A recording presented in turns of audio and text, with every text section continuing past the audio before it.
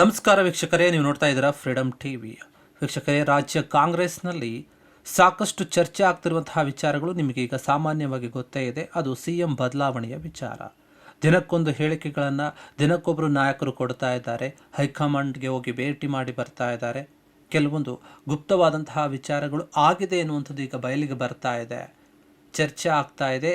ಮತ್ತು ಈ ಹಿಂದೆ ಕೆಲವೊಂದು ಒಪ್ಪಂದಗಳು ಆಗಿರೋದು ನಿಜ ಎನ್ನುವಂತಹ ಒಂದು ಮಾಹಿತಿ ಕೂಡ ಈಗ ಸ್ಪಷ್ಟವಾಗಿ ಗೊತ್ತಾಗ್ತಾ ಇದೆ. ಇದೇ ವಿಚಾರವಾಗಿ CM ಸಿದ್ದರಾಮಯ್ಯ ಆಗಿರ್ಬೋದು, DK ಶಿವಕುಮಾರ್ ಆಗಿರ್ಬೋದು, ಮಲ್ಲಿಕಾರ್ಜುನ್ ಖರ್ಗೆ ಆಗಿರ್ಬೋದು, ಮತ್ತು ರಾಜ್ಯದಲ್ಲಿರುವಂತಹ ಕೆಲವೊಂದು ಮಂತ್ರಿಗಳೇನಿದ್ದಾರೆ ಅವರು ಕೂಡ ಈಗ ಮಾತನಾಡ್ತಾ ಇದ್ದಾರೆ.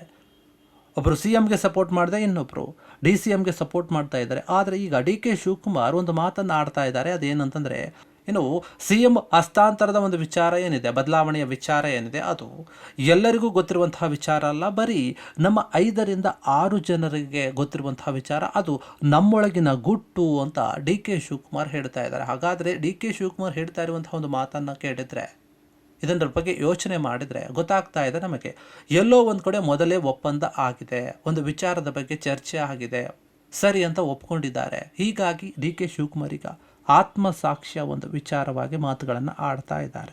ಅವ್ರು ಹೇಳ್ತಾ ಇದ್ದಾರೆ, ನೋಡಿ, ನಾನು ಇಷ್ಟು ದಿನ ಏನು ಕೆಲಸ ಮಾಡಿದ್ದೀನಿ ಅದೇ ರೀತಿಯಾಗಿ ಮಾಡ್ತೀನಿ ಕೆಲಸ. ನಾನು ನನ್ನ ಆತ್ಮಸಾಕ್ಷಿಯನ್ನು ನಂಬಿ ಕೆಲಸ ಮಾಡ್ತೇನೆ, ಅದಕ್ಕೆ ತಕ್ಕಂತೆಯೇ ನಾನು ನಡೆದುಕೊಳ್ತಾ ಇದ್ದೇನೆ.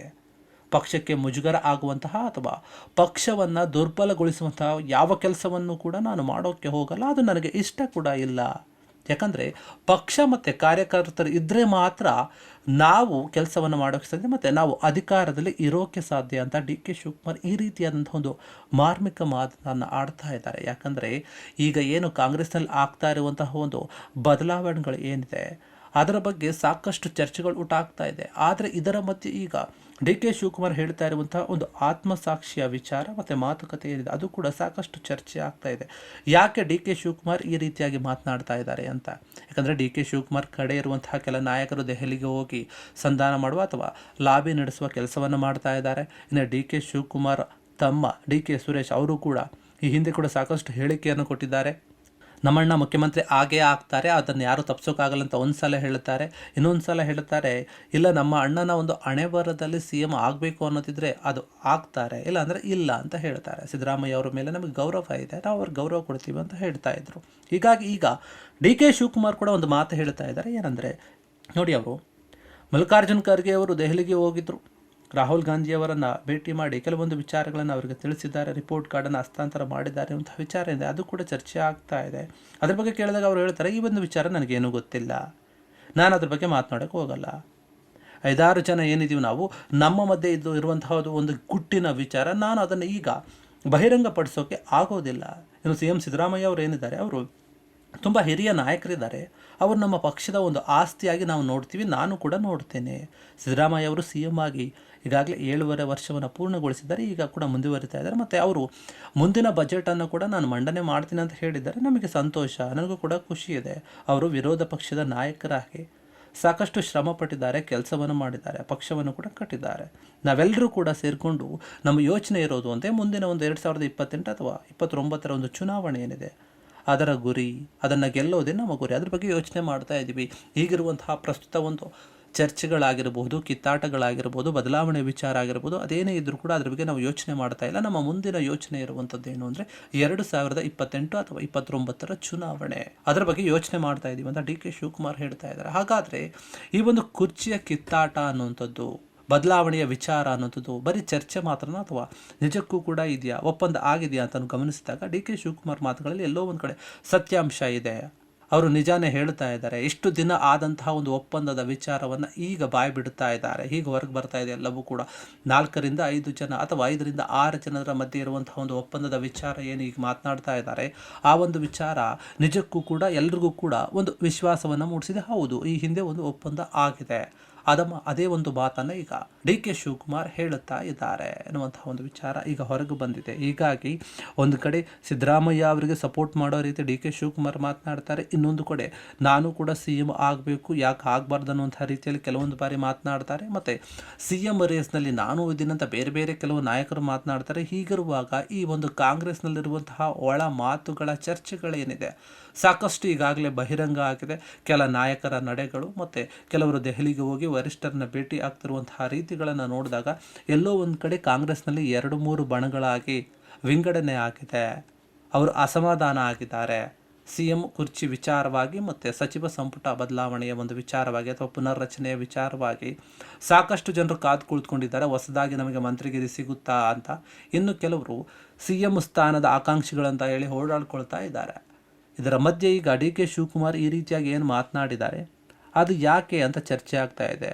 ಹಾಗಾದರೆ ಇವರು CM ಸಿದ್ದರಾಮಯ್ಯ ಅವರೇ ಮುಂದುವರಿಲಿ ಅಂತ ಹೇಳೋದು ಇವರಿಗೆ ಖುಷಿ ಕೊಡುತ್ತೆ ಅನ್ನೋದಾದರೆ ಒಪ್ಪಂದದ ಮಾತುಗಳನ್ನು ಯಾಕೆ ಆಡಬೇಕು, ಮತ್ತು ಬೇರೆ ಬೇರೆ ಒಂದು MLAಗಳನ್ನು ಮೀಟ್ ಮಾಡುವಂಥ ಕೆಲಸ ಯಾಕೆ ಮಾಡಬೇಕು, ಸಹಿ ಸಂಗ್ರಹ ಮಾಡುವಂಥ ಕೆಲಸವನ್ನು ಯಾಕೆ ಮಾಡಬೇಕು ಅಂತ ಕೆಲವರು ಪ್ರಶ್ನೆ ಮಾಡ್ತಾ ಇದ್ದಾರೆ. ಇನ್ನೊಂದು ಕಡೆ CM ಸಿದ್ದರಾಮಯ್ಯ ಅವರು ಹೈಕಮಾಂಡ್ ಯಾವ ವಿಚಾರವನ್ನು ಕೂಡ ಹೇಳಿಲ್ಲ, ಬಹಿರಂಗಪಡಿಸಿಲ್ಲ.